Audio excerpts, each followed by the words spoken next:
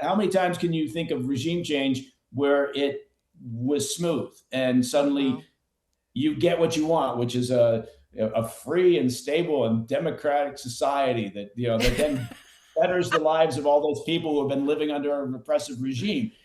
That's great to think about, but if the existing power structure that's now there in Venezuela looks at what happened with Maduro and thinks, well, we don't want that for us, so let's get on board here with the Trump train and kind of go that route. Great, as long as then what? Well, yeah. then they've got to have a transition period, right? They've got to step down because they all benefited from the Maduro regime, right? So at some point, the Venezuelan people are going to say, "Look, we elected this fellow, Edmundo Gonzalez. We want a democratic Hmm. society again, which is the reason why you see so many Venezuelans out in the street, right? Celebrating Maduro's capture.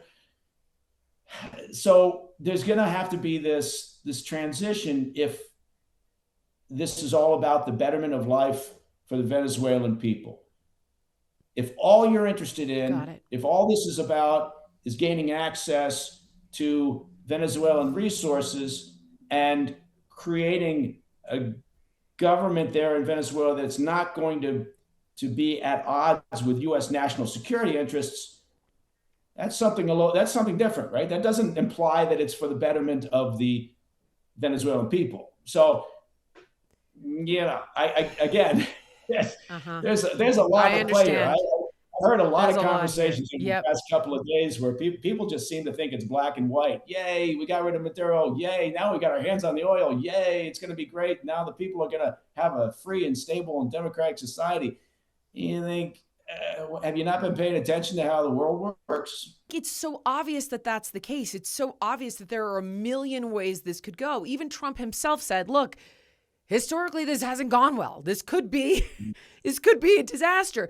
But Yeah. I have to hope that he has some sort of a plan